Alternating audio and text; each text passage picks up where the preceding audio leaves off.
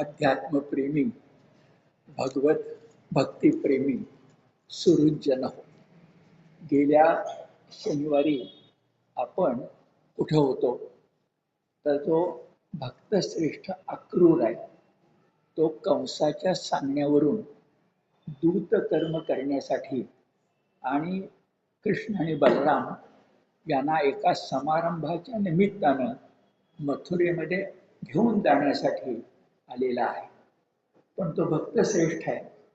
तर राजाज्ञा म्हणून जे काम त्याच्याकडे दिलं गेलंय ते नंतर, पण या निमित्तानं साक्षात भगवंताचं दर्शन आपल्याला घडणार ही गोष्टच मुळी त्याला अतिशय आनंद देणारी आहे. आयुष्यातील सगळ्यात मोठी गोष्ट जीवन सर्वस्व हे आपल्याला लाभलं असं वाटावं, खरोखरच मन प्रसन्न व्हावं अशी अक्रूराची स्थिती आहे. आणि मग मथुरेतून निघून संध्याकाळच्या वेळेला गोकुळात आल्यानंतर, यमुना नदी ओलांडून गोकुळात आल्यानंतर त्या यमुनेच्या किनाऱ्यावरच आपल्या अक्रूराच्या मनात विचार आला की हीच ती भूमी ज्या भूमीवर साक्षात भगवंताचे चरण कमल, त्याचे ठसे, पदचिन्ह ही उमटलेली आहे. अशा या पवित्र भूमीवर आपण लोळण घेणं, या पवित्र भूमीला साष्टांग नमस्कार घालणं, त्या पवित्र धुली कणांनी जसा परीस लोखंडाचं सोनं करतो तसा आपली देहबुद्धी घालवून आत्मबुद्धी निर्माण करण्याची ताकद या नदीच्या किनाऱ्यावरच्या वालू कणामध्ये आहे. आणि या भावनेनं अक्रूरानं त्या ठिकाणी साष्टांग दंडवत घातले. आपण व्यासांचे शब्द बघितले होते, रथात अवस्कंध सहा तेषु अचेष्टत प्रभो अमुनी अंघ्री रजांसी अहो इति. अंघ्री म्हणजे पद, पदकमल, पुढे शब्द रजांसी जे धूलिकण, चरणाला चिकटलेले धूलिकण हे या ठिकाणी आहेत. याला रथांशी, रथात अवस्कंध, रथातून खाली उतरून अचेष्टत साष्टांग नमस्कार घालणं, अन्य कुठली हालचाल न करणं, हे काम त्यानं केलं प्रभो भगवंतासाठी. त्याचा संदर्भ सांगताना गेल्या खेपेला आपण असं म्हटलं होतं की घटना कधी घडली तर आजच्या मागं किमान 4000 वर्ष, किमान 4000 वर्ष. कारण गीतेचा जन्मच मुळी, महाभारती युद्धच मुळी इसवी सन पूर्व 1931 जे 2000 वर्ष आहे. आणि आत्ताचे 2000, 4000 वर्षापूर्वी जी घटना घडली त्याच्या स्मृती, त्या स्थलाच्या स्मृती 4000 वर्ष माणसाने जपून ठेवले आहेत. ही गोष्ट केवढी मोठी आहे बघा. गेल्या खेळापर्यंत उल्लेख केला की आपण आज गोकुळ वृंदावनात गेलो तर विशिष्ट ठिकाणी यमुना किनारी रमण वालुका म्हणून आपल्याला एक जागा दाखवतात, आजही दाखवतात. आणि त्या रमण वालुका, रमण प्रिय प्रियकर श्रीकृष्ण त्याच्या चरणस्पर्शानं पवित्र झालेली वाळू, ते स्थळही आज आपल्याला बघायला मिळतं. आणि स्थळ जे असतं ना अशा प्रकारचं ते तीर्थक्षेत्र असतं. तीर्थक्षेत्र ते असतं की ज्या ठिकाणी भगवंतानं आपल्या लीला केलेल्या असतात. लीला, अवतार कार्य हे ज्या भूमीवर झालेलं असतं ती भूमी आज जरी पाहिली तर ती मागची सगळी स्मरणं आपल्या मनामध्ये येतात.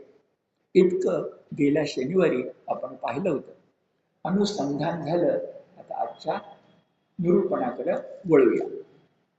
जेव्हा अशा प्रकारचं साष्टांग दंडवत घातलं गेलं तेव्हा अत्यंत आनंदित झाला अक्रूर चालत चालत गोकुळामध्ये आला. आता गोकुळामध्ये जो नंद आहे तो गावचा प्रमुख आहे, आपल्या भाषेत गावचा पाटील आहे. अशा वेळेला त्याचा गोठा, त्याचं गोधन हे खूप मोठं असणार.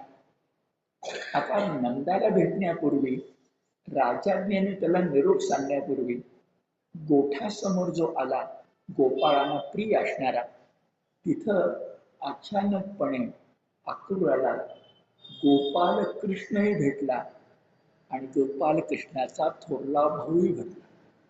आपण मराठी सहजपणे म्हणतो, मराठीत म्हण म्हणतो, सहज पडे आणि दंडवत घडे. काही ठरवलं नव्हतं नमस्कार करायचं, पण जमिनीवर पडलो ठेच लागून, आणि ते नेमकं देवळासमोर. तर देवळासमोर पडल्यामुळं सहज पडे आणि दंडवत घडे, तसं अक्रूराचं झालं. त्याला दोघांचं दर्शन झालं. आता भागवतकार कलाकार आणि म्हणून ते किती सुंदर वर्णन करतात बघा. कृष्ण पीतांबरधारी होता, तर बलराम नील वस्त्र धारण केलेला होता. दोघांचे डोळे शरद ऋतूत एखाद्या सरोवरामध्ये फुललेल्या कमल पुष्पासारखे होते. एक सावळ्या रंगाचा होता, एक ज्याला आपण केतकी वर्णी म्हणू अशा प्रकारचा होता. आपण मानतो की बलराम केतकी वर्णी आहे आणि कृष्ण आपला घनश्याम आहे. ते इथे सांगितले दिसतं.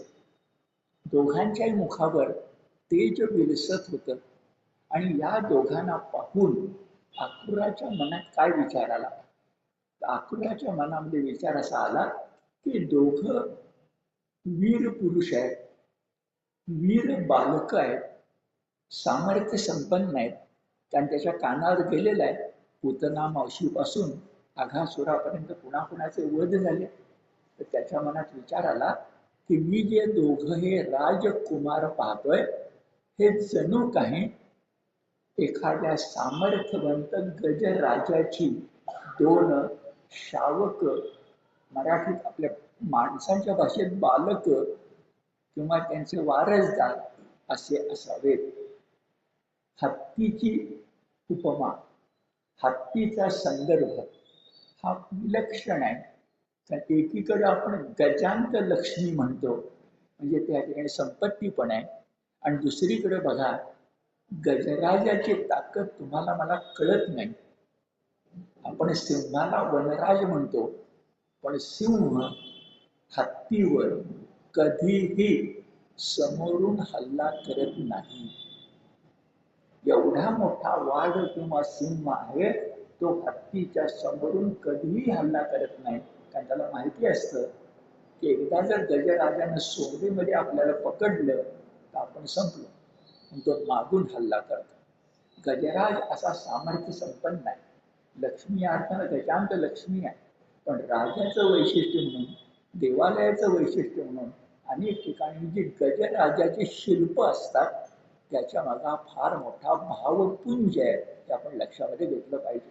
आणि व्यास नेमकं त्यांना बालद्विरद असा शब्द वापरतो. बाल म्हणजे लहान. व्यासांचे शब्द सांगतोय. अक्रूरला कसे दिसले? अक्रूराला पीतांबरधारी कृष्ण आणि नीलवस्त्रधारी बलराम कसे दिसले? बाल द्विरद. बाल म्हणजे लहान, द्विरद म्हणजे हत्ती. आता शब्द किती छान आहे बघा. रद किंवा रदन म्हणजे दात. द्वि म्हणजे दोन प्रकारचे. दोन प्रकारचे कसे? आपल्याला माहिती आहे हत्तीचे, त्यातून मराठीत म्हण आली आहे, हत्तीचे खायचे दात वेगळे असतात आणि दाखवायचे दात वेगळे असतात. ते दाखवायचे दात म्हणजे सुळे. तर ज्याला सुळे म्हणजे एक दात आहे आणि खायचे दात आहेत, असं द्वि आहे. इतरांना एकच असतं, पण हत्तीला मात्र द्वि आहे. बाल म्हणजे लहान. सबंध श्लोक किती सुरेख आहे बघा. व्यासांची वाणी म्हणून तो लक्षात घ्यायचा. किशोरौ श्यामल श्वेतौ श्रीनिकेतौ बृहत भुजौ हि सुमुखौ सुंदर वरौ बालद्विरद गार्धाय बालद्विरद विक्रमौ. आता सगळे द्विवचन आहे, कारण दोघांच्या बद्दल आहे. काय काय म्हटलंय? दोघही किशोर वयाचे होते. एक श्यामल होता, एक श्वेत होता, सावळा आणि केतकी वर्णी. दोघही जणू काही श्री निकेतन होते. आता श्रीचा एक अर्थ लक्ष्मी, एक अर्थ ऐश्वर्य, पण भगवद्गीता आपल्याला शेवटच्या श्लोकामध्ये सांगते की श्री म्हणजे लोककल्याण सुद्धा, मांगल्य सुद्धा. म्हणजे संपत्ती आहे पण मांगल्य आहे. त्याचं निकेतन, श्री निकेतव बृहत भुजव, त्यांचे दोन्ही हात बृहत बळकट होते. इथंच एक सहज लक्षात ठेवायचं की रामरक्षेमध्ये रामाचं वर्णन करताना काय शब्द आलाय बघा, तर आ जानू बाहू, त्याचे हात गुडघ्यापर्यंत पोचत होते. त्याचं कौतुक काय? कौतुक यासाठी की जेव्हा धनुर्विद्या हीच खरी विद्या होती, तेव्हा तुमचे हात जर लांब असतील, बळकट असतील, तर तुम्ही धनुष्याची प्रत्यंचा चांगली ओढू शकता आणि खूप अंतरावर बाण जाऊन पोचू शकतो. आपले पहिले बाजीराव होते ज्यांनी साम्राज्य निर्माण केलं. त्यांचं वैशिष्ट्य असं होतं की ते घोडदळाचे प्रमुख होते. इंग्रजांनी त्यांचं वर्णन घोडदळाचा ईश्वर असं केलंय. त्यांचं वैशिष्ट्य काय की उंच टेकडीवर गेल्यानंतर हातातला भाला पेलून सामर्थ्यानेशी ते असा दूरवर फेकायचे की तेवढा लांब भाला दुसऱ्या कोणालाच फेकता येत नव्हता. म्हणजे मराठी शाहीमध्ये भाला फेक याला किंमत आहे. तलवारीला किंमत नेहमीच होती, पण धनुर्विद्येमध्ये आजानुबाहू तसा शब्द इथं आहे. बृहत भुजव, बृहत म्हणजे सामर्थ्य संपन्न, पिळदार, ताकदवान. कुणाचे? दोघांचे. होते की नाही? विचार करा, कंसाला कृष्णानं मारताना कुठलंही शस्त्र वापरलेलं नाही. तो सुदर्शन चक्र होतं पण नाही वापर. बाहुबलानं त्याला मारल्याचं काम केलंय. बृहत, बृहत म्हणजे मोठंच नाही, सामर्थ्यवंत. भुजव, सुमुखौ, ते दिसायला सुंदर आहेत. सुंदर वरव, वर वरदान, हवं हवंस वाटणं असं आहेत. बाल द्विरद, आणि शब्द आहे विक्रम. विक्रम, त्रिविक्रम आपल्याला वामनावतारामध्ये माहिती आहे. विक्रमादित्य नावाचा राजा सुद्धा आपल्याला माहिती आहे. विक्रम म्हणजे पराक्रम. आता व्यासांची वाणी तुम्हाला कळली, पण तरी 2 मिनिटं थांबून यातल्या 2 शब्दांच्या लक्ष केंद्रित करूया. कारण आपण जो मुद्दा इथे गीता धर्मात मांडतोय त्याचा पुरावा इथे. रास पंचकाचे 5 अध्याय आपण पाहत होतो तेव्हा आपण वारंवार म्हटलं की कृष्ण हा रासलीलेच्या प्रसंगी 9 ते 10 वर्षाचाच असला पाहिजे, त्याच्या पुढे नाही. म्हणून राधेची भक्ती ही वात्सल्य भक्तीच आहे, शृंगार भक्ती नाही. याला पुरावा आहे बघा. अक्रूराला जो दिसलेला रामकृष्ण आहे, दिसलेले रामकृष्ण आहेत अक्रूराला, त्याला व्यास कोणता शब्द वापरतायत? किशोर. आता किशोर अगदी जाणीवपूर्वक आपण गणित लक्षात ठेवूया, जाणीवपूर्वक. कारण आपल्याला रास पंचकाबद्दल वेगळा अर्थ आपण लावतोय. काय आहे बरे किशोर शब्दाचा अर्थ? आपल्याला एवढं पटकन लक्षात येत नाही. पण कोणाही मुलाच्या बाबतीत म्हटलं तर मुलीच्या बाबतीत 5 अवस्था असतात आणि त्यांची वय ठरलेली आहे. पहिलं शिशु अवस्था आहे, नंतर बाल अवस्था आहे, नंतर किशोर अवस्था आहे, नंतर कुमार अवस्था आहे आणि नंतर युवा अवस्था आहे. याच्यामध्ये गडबड करणं बरोबर नाहीये. शिशु किती वयाचा असतो? 5. किशोर किती असतो? 9. शिशु किती? 5. बाल किती? 9. किशोर किती? 11. कुमार किती? 14. आणि युवा किती? 16. मी मुद्दा लिहून आणले पाहिजे, सांगताना चुकायला नको. आता मला सांगा, जर व्यास मुनी आणि अक्रूर त्याला किशोर म्हणत असतील, कुमार सुद्धा म्हणत नसतील, युवा सुद्धा म्हणत नसतील, तर आम्ही राधाकृष्णाच्या देवळामध्ये ज्या मूर्ती पाहतो त्या व्यासांना मान्य असणाऱ्या आहेत का? तुम्हीच तुमच्या मनाशी विचार करा. कारण आपण खूप या विषयावर बोललो. आणखी बघा, किशोर या शब्दानं कदाचित तुमच्या माझ्या मनात नेमकं कळणार नाही, म्हणून अक्रूराच्या मुखात व्यासाने आणखीन एक शब्द घातलाय, बाल द्विरोध, बाल द्विरद. आता हत्ती म्हणताना बाल हा शब्द त्या ठिकाणी येतो, जे कुठल्याही परिस्थितीत तो शिशु नाही. पण बालकृष्ण तरी आहे, शब्दच बघा आपण काय म्हणतो, बालकृष्ण तरी आहे, नाहीतर किशोर कृष्ण तरी आहे, पण कुमार नाही, युवा नाही. बळकटी आली पुराव्यानं हे तुमच्या लक्षामध्ये आलं. अक्रूरानं पाहिलं तर आपण त्या रमण वालुकेच्या ठिकाणी साष्टांग नमस्कार घातला. अरे पण गोकुळामधल्या भूमीचा कण न कण हा पवित्र झालेला आहे. कसा बरं? त्याने त्या बलराम आणि कृष्णाकडे पाहिलं, ते गोठ्यामध्ये उभे होते, पण ज्या भूमीवरती उभे होते त्या ठिकाणी पदचिन्ह जी उमटलेली होती, त्याच्यामध्ये ज्यांना शकुन म्हणतो आपण अशी चिन्ह होती. आपण रांगोळी काढतो, एक शब्द आपल्या सगळ्यांना माहित आहे, चैत्रांगण. त्या चैत्रांगणामध्ये आपण भिन्न भिन्न प्रकारच्या रांगोळ्या काढतो, त्यात हे सगळं असतं बघा. ध्वज असतो, वज्र असतं, अंकुश असतो, कमल असतं, आणि या चिन्हाने गोठ्यातली भूमी सुद्धा पवित्र होते असं अक्रूराच्या लक्षात द्या. संध्याकाळची वेळ असून या दोघांनी सायम स्नान केलेलं होतं. हे मी मुद्दाम सांगतो, भागवतात आपली भारतीय संस्कृती आहे. दोनदा स्नान करणं हे भारतात प्राचीन काळी होतं. दोनदा संध्या करणं हे भारतात प्राचीन काळी होतं. तो काळ चांगला होता म्हणा, आजच्या सारखा नव्हता, पण जे होतं ते होतं.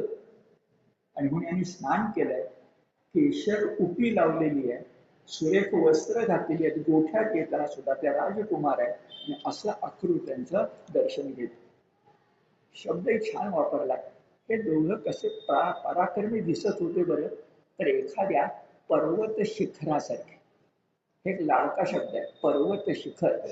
आणि त्या पर्वत शिखराचे वर्णन केले की एक पर्वत पाचूचा आणि एक पर्वत रुपयाचा.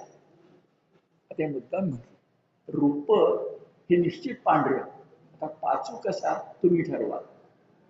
नील कांती मानायला हरकत नाही, पण समजा एखाद्या पर्वत शिखरावर पाचूच असले किंवा रूपच असलं, तर ते जसे देखणे दिसतील तसे हे दोन राजकुमार देखणे दिसत होते.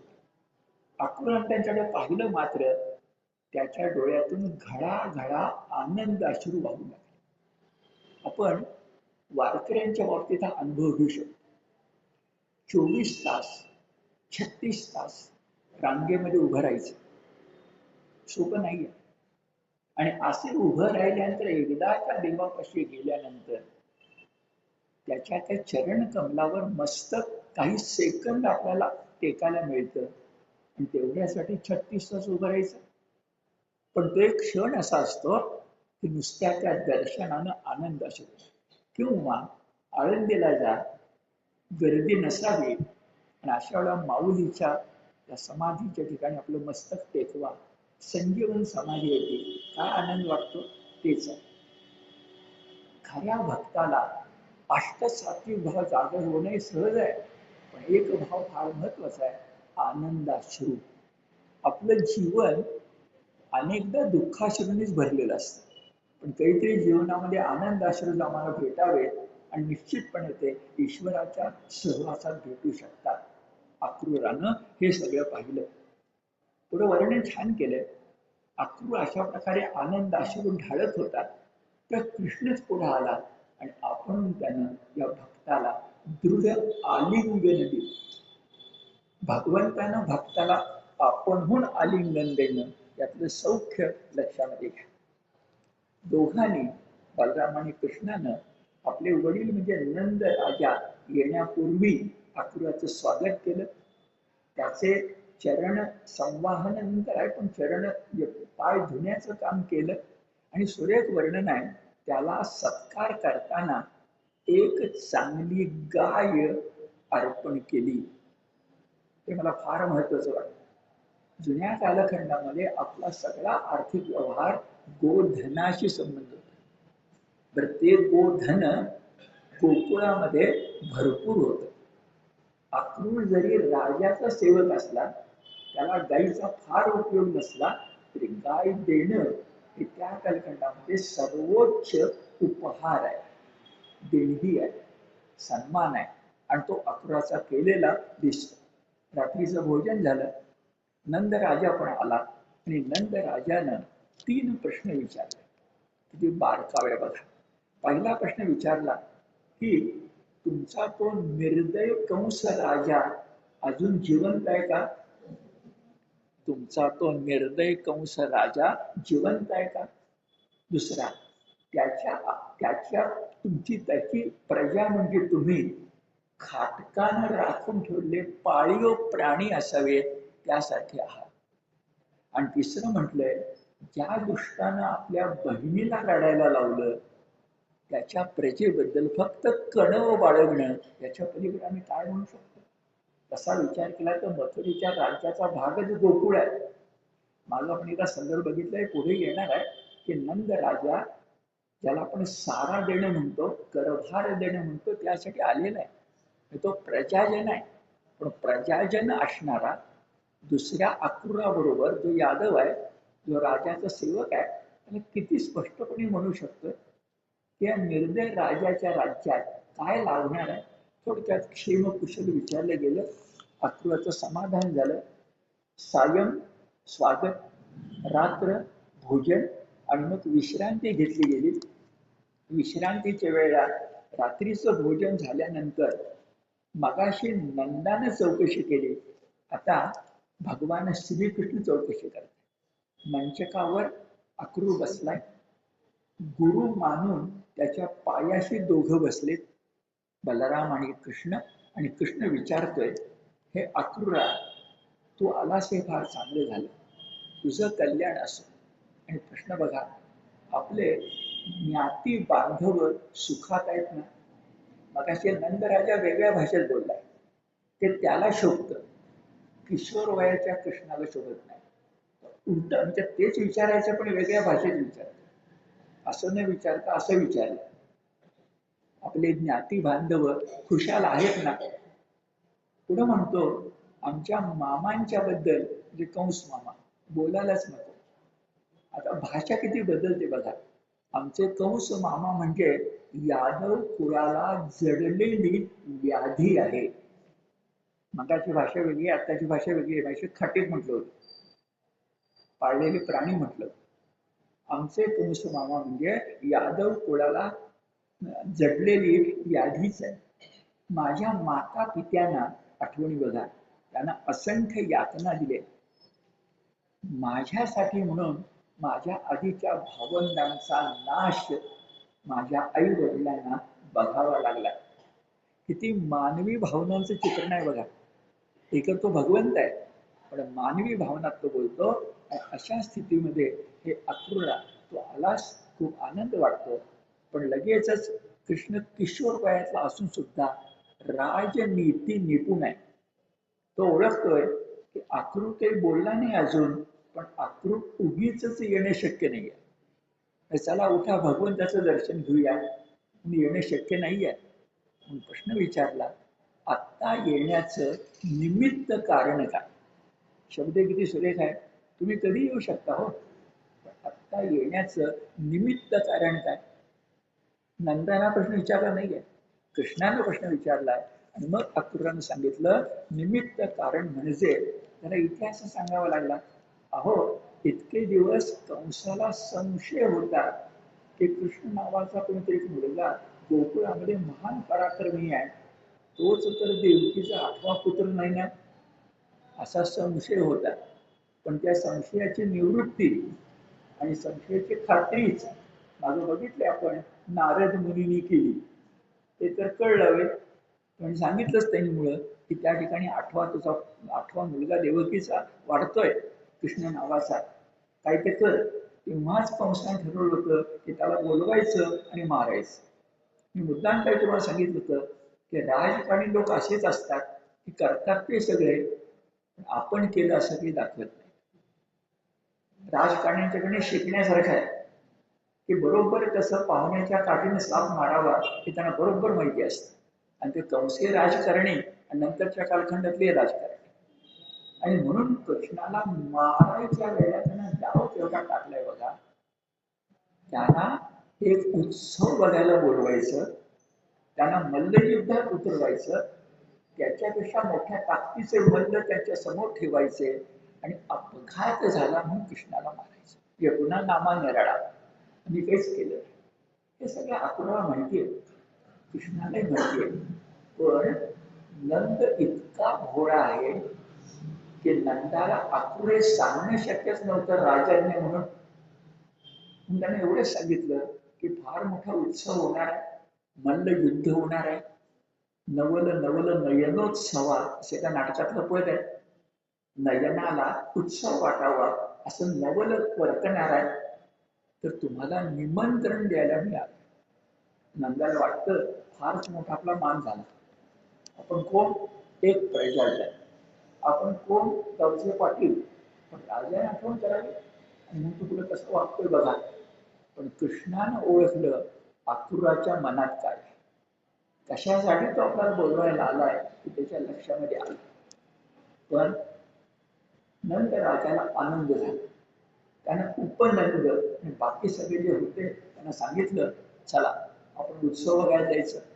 मग गोरसाचे नाना पदार्थ करून घेतले. हा बारकाव आहे. गोरस म्हणजे दूध, दुधाचे नाना पदार्थ करून घेतले. बैलगाड्या जोडल्या. पुरुष मंडळी मुख्यतः असतील, वर्ग येण्याची काही पद्धत नव्हती, पण पुरुष मंडळी मुख्यतः त्याच्यामध्ये बसली. एक मोठा समारंभ होणार आहे आणि त्या समारंभाला आपल्याला खास निमंत्रण आहे. त्या खुशीमध्ये नंद आणि उपनंद वावरत होते. आता ही बातमी सहजपणेच गोकुळात पसरली. गोपांना आनंद झाला, त्या नंदाबरोबर आपल्याला उत्सव बघायला जायचंय. पण सगळ्यात दुःख झालं ते गोपींना. एक समारंभात कोणी बोलवलंच नव्हतं. आणि दुसरं मोठं दुःखाचं की अक्रूर हा स्वतःच्या नावाला न शोभणारी गोष्ट करायला आलाय, तो म्हणजे कृष्णाला घेऊन जायला. ही बातमी गोपींना प्रचंड दुःख देणारी होती. किती दुःख झालं बरं, तर हृदयाला धक्का बसला, सुस्कारी टाकू लागल्या. गोपींच्या मुखावरची टवटवी नष्ट झाली. त्यांना कृष्णाचं रूप आठवायला लागलं. ते त्याचं मंदस्मित, ते त्याचं गोड बोलणं, त्याचबरोबर आपल्याला दुःखाचा विसर पाडेल अशा प्रकारे तो आपली करत असलेली थट्टा मस्करी किती बारीक आहे, विनोदी भाषणं, त्याचे अद्भुत पराक्रम. आणि अशा कृष्णाला आणि बलरामाला किशोर वयाच्या उत्सवाच्या निमित्तानं का होईना पण गोकुळाला विरह सागरामध्ये ढकलून न्यायला अक्रूर आलाय. त्याला कुठून अक्रूर म्हणायचं? अक्रूर म्हणजे अक्रूर, पण हा सुक्रूर आहे. त्याच्या इतका क्रूर दुसरा कोणीच नाही असं आपल्या लक्षामध्ये येईल. आणि मग मगाशी आनंदाचे अश्रू अक्रूराच्या डोळ्यातून आले, आता गोपींच्या डोळ्यातून वियोगाचे अश्रू आले, विरहाचे अश्रू आले. कारण गोपींना माहिती आहे कंस किती दुष्ट आहे. जो आपल्या मेहुण्याला आणि सख्या बहिणीला तोंडात टाकू शकतो, जो सहजपणे 7 अर्भक मारू शकतो, जो आपल्या वडिलांना तोंडात टाकू शकतो, त्याच्या तावडीतून आपले कृष्ण आणि बलराम परत येतील का? आपल्याला नेमकं करण्यासाठी औरंगजेबाच्या भेटीला शिवाजी महाराज गेले होते, तर जिजाईला काय वाटलं असेल याचा विचार करा. तसंच आहे, परत येण्याची शक्यता नव्हतीच, म्हणून अधिक दुःख झालं. आता वर्णन किती छान केले. गोपींच्या मनात विचार आला, हे विधात्या ब्रह्मदेवा, मुळामध्ये आम्हाला कृष्णाचं दर्शन घडवलंच का? आणि घडवलंच तर आता विरह कशाला? जे गंमत बघा, आधी दुःख असेल तर नंतर सुख चांगलं वाटतं, पण आधी सुख असेल आणि नंतर दुःख असेल तर नको वाटतं. ते बोलता येते, मानवी स्वभाव आहे. हे विधात्या, आधी आम्हाला आनंदाच्या राशीवर बसवलंच कशाला आणि आता मात्र एकदम कडेलो. एक मुद्दा. दुसरा मुद्दा माझा आपण बघितलं होतं की कृष्णाकडे बघताना डोळ्यामध्ये आनंद अश्रू येतात, आणि अश्रूंनी डोळे भरले की कृष्ण दिसतच नाही. तसंच या ठिकाणी म्हटलं की हे विधात्या तू खरोखरच दुष्ट आहेस, तर प्रथम आम्हाला कृष्णाकडे बघायला नेत्र दिलेस आणि आता मात्र नेत्रांचं सर्वस्व असणारा कृष्ण उचलून नेतोस. डोळ्याला सुख म्हणजे काय हे प्रथम दाखवलंस आणि ती सुख राशी ओढून नेण्याचं काम तू करतोस. मग आपण बघितलं होतं विधात्याला नावं ठेवली होती. गोपी गीतामध्ये 7-8 आपण श्लोक बघितले होते की देवा विधात्या अगोदर आमच्या डोळ्याला पापण्या दिल्यासच कशाला, कारण पापणी झाकली की तेवढं क्षणभर तरी कृष्ण दिसत नाही ना. कुणी सांगितलं डोळ्याला पापणी द्यायला पाहिजे म्हणून? हे आपण गोपी गीताने बघितलेलं आहे. तसे तिथं काबू आहे की मग आम्हाला सुखाच्या राशीवरून कशाला तू काढून घेतलंस बरं. अक्रूराचं नाव अक्रूर बरोबर नाही असंही त्या मनाशी म्हणाल्या. कठोर अंतःकरणाचा अक्रूर श्रीकृष्ण बलरामाला घेऊन चालला. त्या गोपीने किती स्त्री सुलभ अशा भावना व्यक्त केल्या आहेत. गोपी म्हणतायत अहो अक्रूर आला, नंद राजा निघाला, पण आमचा कृष्ण सुद्धा किती कठोर अंतःकरणाचा. त्यानं अक्रूराची मागणी मान्य कशाला करायची. बाकी जाऊ देत ना, आपण राहायचं. पण अक्रूराचा गुण नाही पण वाण बहुतेक कृष्णाला लागला. कठोर अंतःकरणाचा कृष्ण एक. दुसरा मुद्दा समजा नंदराजाने जायचं ठरवलं असलं तर कोणी वडीलधारी मंडळी आहेत की नाही.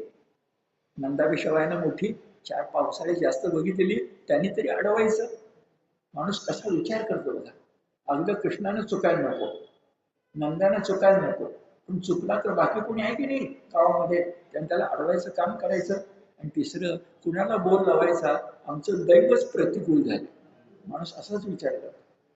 मग प्रतिकूल दैवाबद्दल दुःख त्या करत होत्या आणि त्यांना पुन्हा पुन्हा जाणवायला लागलं की कृष्ण, त्याची बासरी, ते मधुर सूर, बलराम कृष्णाची करत असलेली पाठ राखण, हे 2 भाऊ सख्खे भाऊ नाही आहेत म्हटलं तर सावत्र आहे.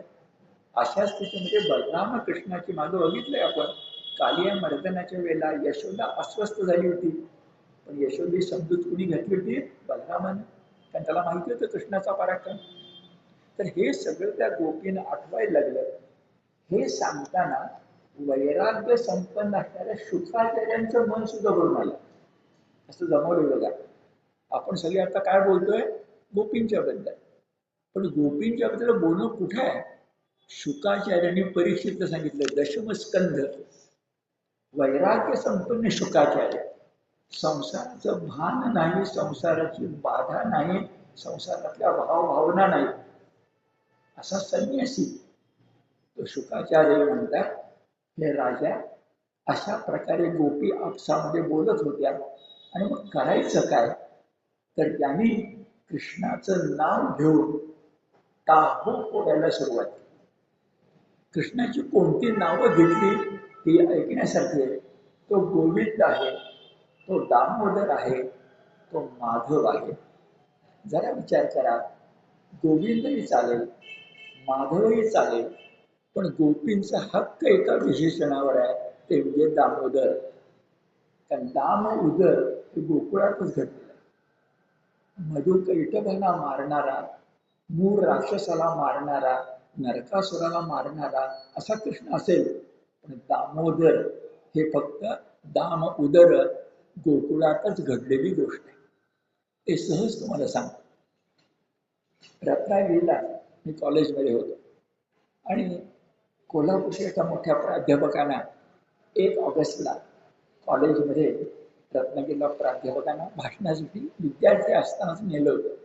त्यांचं एक वाक्य डोक्यात माझ्या पक्का आहे, इथं ते दामोदरमुळे आठवत सांगतो.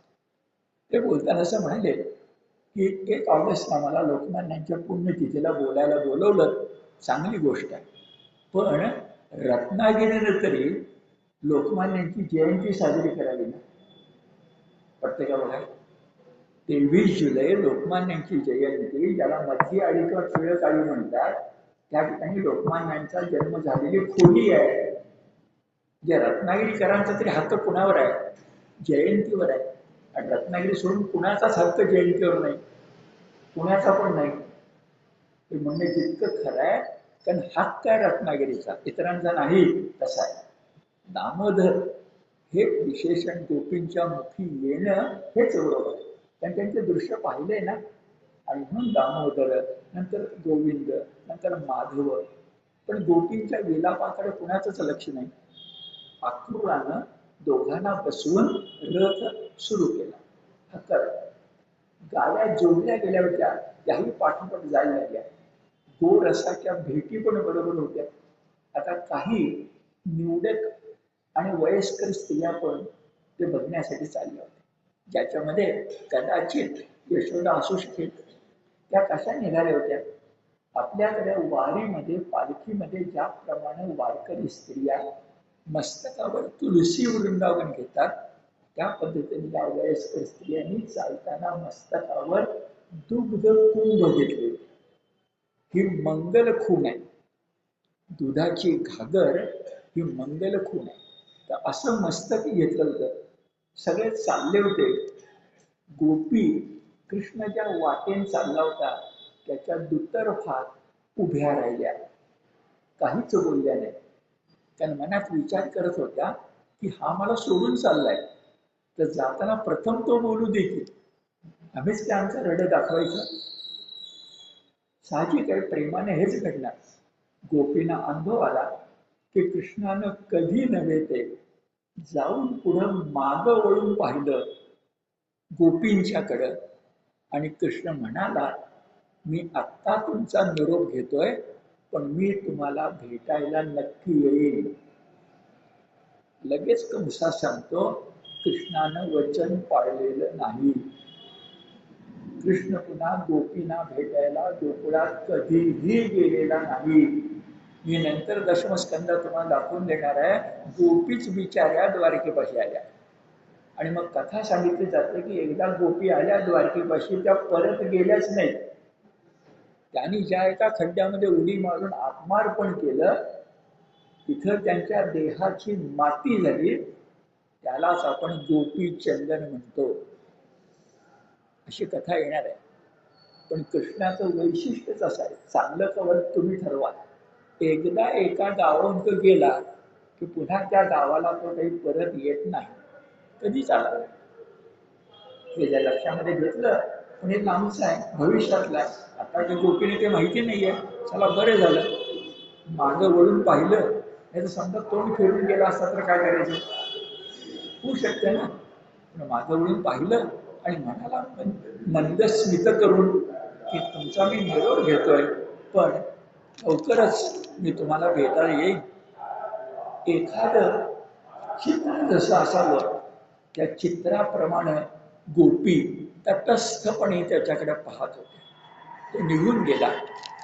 काळ कसा सरला, कृष्ण कसा निघून गेला हे लक्षात आलंच नाही. थोडक्यात गोपींना दुःख सागरामध्ये ढकलून अक्रूर नावाचा भक्त कृष्ण आणि बलरामाला बरोबर घेऊन आनंदानं मात्र निघाला. अत्यंत आनंदी झाला. आणि मग अक्रूराच्या मनात एक विचारचक्र सुरू झालं.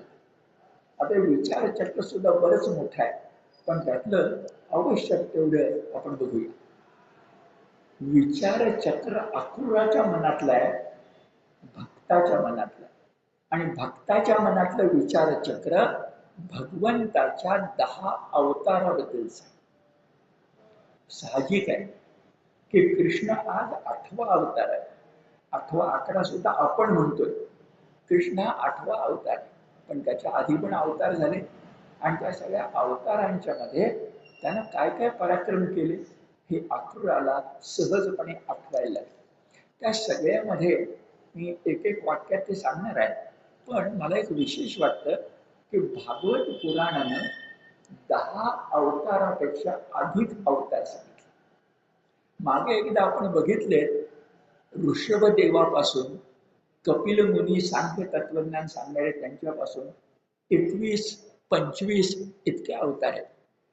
पण आता मला तुमच्या लक्षात आणून द्यायचंय की एक अवतार या ठिकाणी वेगळा अवतार आहे की तो अवतार नक्की झालाय, पण त्याचा आपल्याला विसर पडलाय की काय असं वाटतं. आणि तो अवतार म्हणजे हयग्रीव किंवा हयशीर्ष. ग्रीव, ग्रीवा म्हणजे मान, शीर्ष म्हणजे मस्तक. इथं बाकीचे 10 अवतार आहेतच, पण हयग्रीव हा सुद्धा एक अवतार आहे. घोड्याचं तोंड आणि माणसाचं शरीर.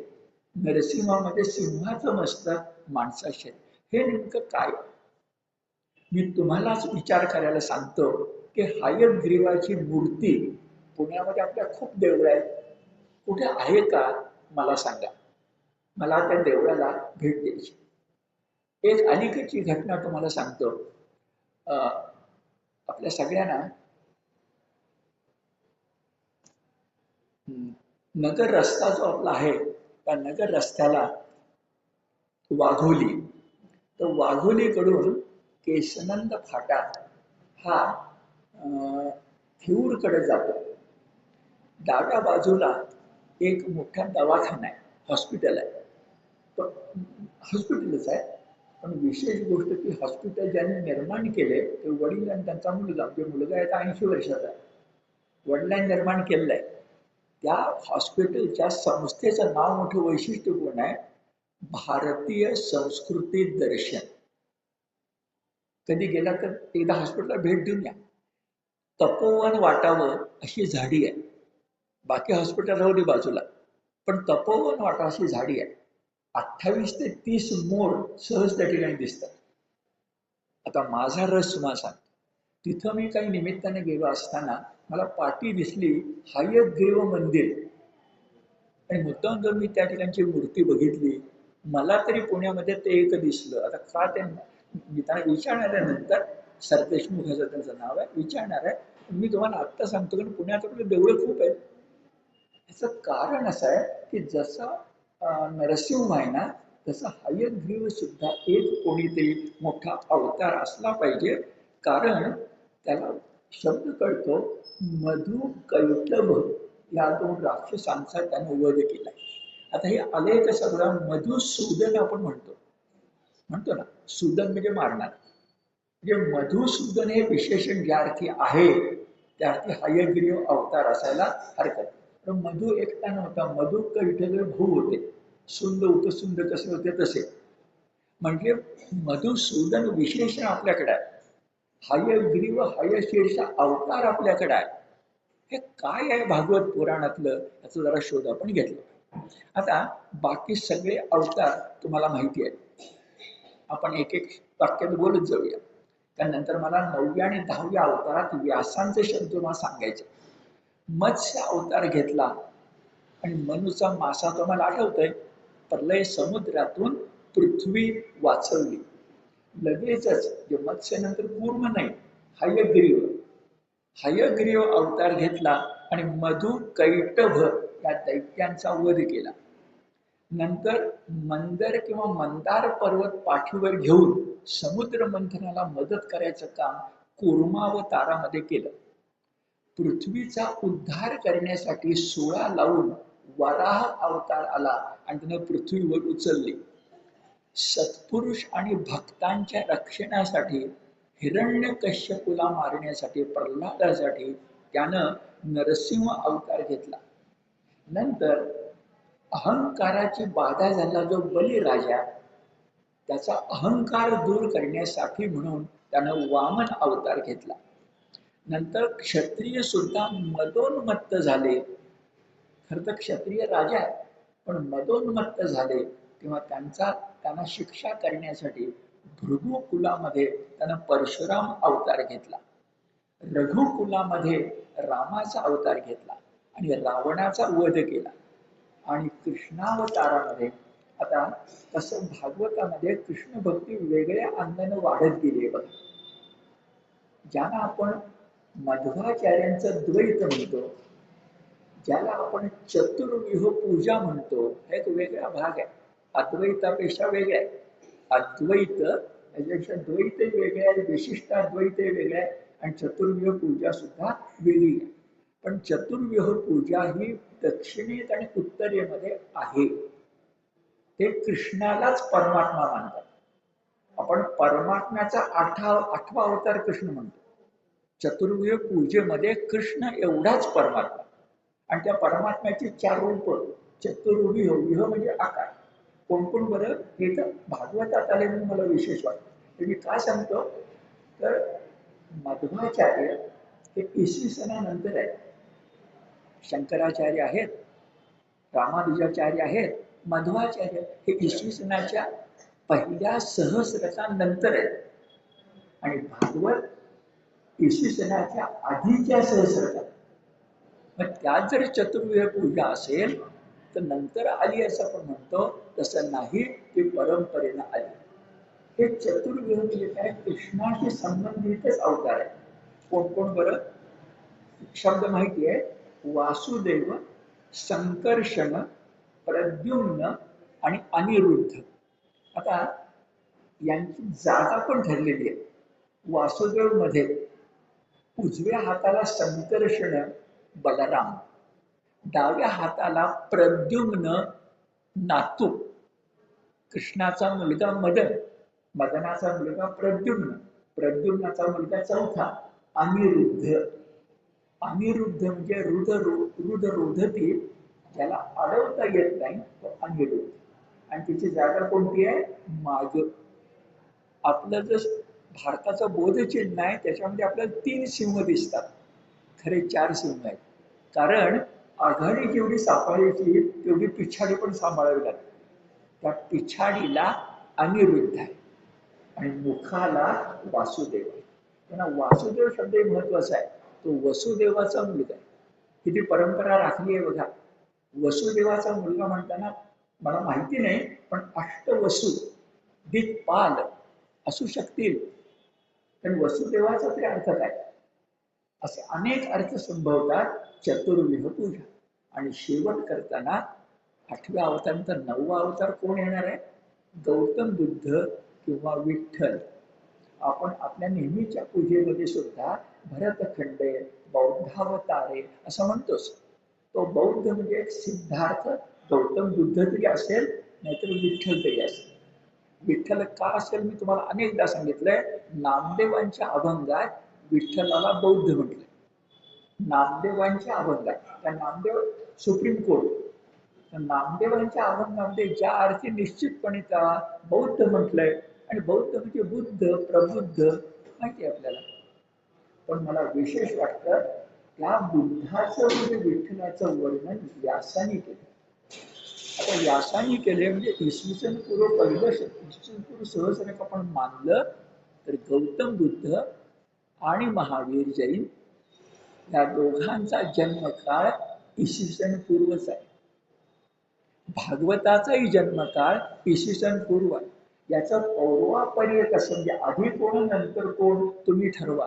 पण कालपटाचा विचार केला तर इसवी सन पूर्व 1 सहस्रक, यात काही शंका नाही. आणि किती सुंदर वर्णन आहे बघा. मी तुम्हाला नेहमी लक्षात आणून देतो की गद्यात आपण भागवत सांगतोय, पण व्यासांचे शब्द हे फार महत्वाचे. व्यास काय म्हणताय, स्वच्छपणे व्यास म्हणताय, नमो बुद्धाय.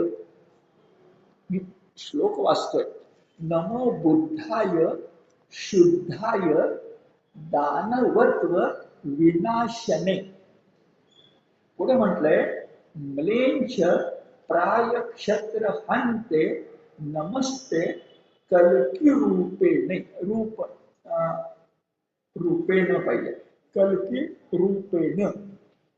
आता बुद्धाचे वर्णन केलंय आणि कल्कीचे वर्णन केलंय. कल्की म्हणजे अनेकदा सांगितलंय कलंकी नव्हे. माझा अनेकदा आपण बोललोय, आठवतं का बघा, जरा वेगळं थोडं ते सांगत आहे.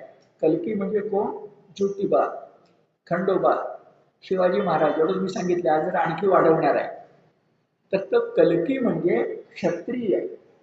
आणि गंमत बघा, एकानंतर दुसरे येतच येतं.